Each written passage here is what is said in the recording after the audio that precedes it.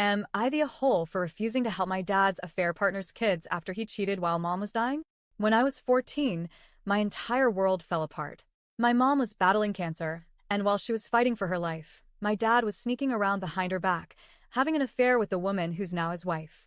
Let's call her Jane. At that age, I didn't fully understand how adults worked, but even then, I knew enough to realize what my dad was doing was disgusting. A few months before my mom passed, I found out about the affair, and it broke something inside me. I completely lost it on him. I yelled, I screamed, I demanded to know how he could betray her like that when she was literally dying. Do you know what his reaction was? Nothing. He brushed it off like it wasn't a big deal. He didn't apologize, didn't deny it, didn't even try to make excuses. It was like he couldn't care less about how I felt or how my mom felt. I spent days going back and forth in my head, asking myself if I should tell her. Part of me didn't want to add more pain to her plate. She was already dealing with chemo, exhaustion, and the reality that her time might be limited. But I couldn't stomach the idea of her dying while still believing he was some devoted husband, when in reality, he was sneaking off to screw Jane. In the end, I told her. As painful as it was, I think it was the right thing to do. She deserved to know the truth. When she found out, she kicked him out of the house immediately. That moment was like a line in the sand. He lost her trust, he lost me, and honestly, he lost most of the respect of his friends, and even parts of his own family. Word spread quickly, and people started looking at him differently. Some cut him off entirely. Meanwhile, I went no contact. I didn't want to see him, didn't want to hear his excuses, didn't want anything to do with him. And he didn't fight for me either. He didn't show up at my school. He didn't call to check in. He didn't even try to act like a dad after my mom passed. After my mom's death, I stayed with my grandparents, his parents, for a couple of weeks, but it wasn't a long-term solution. Eventually, I moved in with my uncle, my mom's brother, and his wife, and they became my safe space. They gave me stability when everything else in my life was chaos. I had already been close to them before, but after my mom died, they really stepped up. They became my home. From that point forward, I knew without a doubt that I never wanted to live with my dad and Jane. Jane, for some reason, thought she could play the new mom role.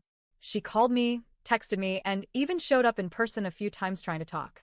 She'd say things like, "We can be a family," or, "I'd love to get to know you better."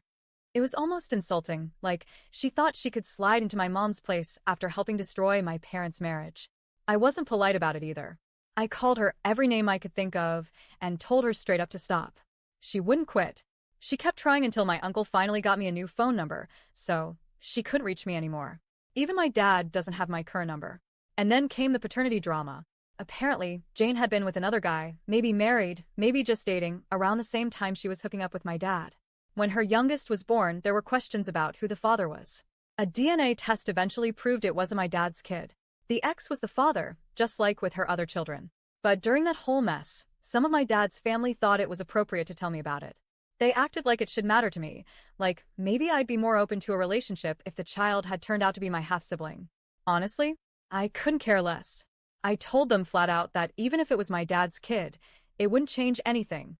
My stance was the same. I wanted no part of that mess. But now, 3 years later, some of his family won't let it go. They keep passing along messages from Jane about how her kids want to know me, how they look up to me, or how I should give them a chance.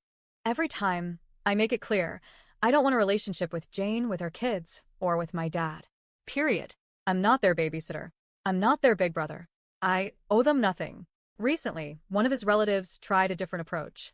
They asked me what I'd do in a real emergency, like if Jane needed someone to babysit the kids last minute. My answer? Too bad, so sad. That's not my problem. I'm not their emergency contact, and I don't plan on being. They were horrified, said I was being cruel, asked me to think about the children. But I can't help thinking, why is this suddenly my responsibility? If Jane and my dad can't provide a stable home life, maybe they shouldn't have gotten together in the first place. I told them point blank that if they're so worried about those kids, they can help themselves.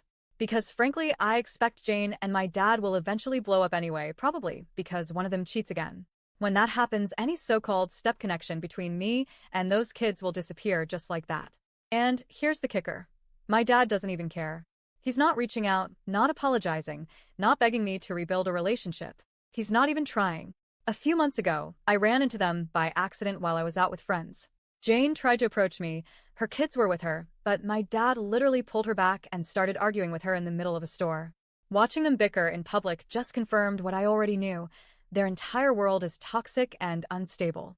So now I'm stuck with some of his family members trying to guilt me into stepping into this big brother role for kids I don't know, don't care about, and didn't ask for. They act like I'm heartless, but the way I see it, I didn't destroy my family, my dad and Jane did. I don't owe them my time, my energy, or my forgiveness. So, am I the a hole for refusing to help my dad's affair partner's kids after everything that happened?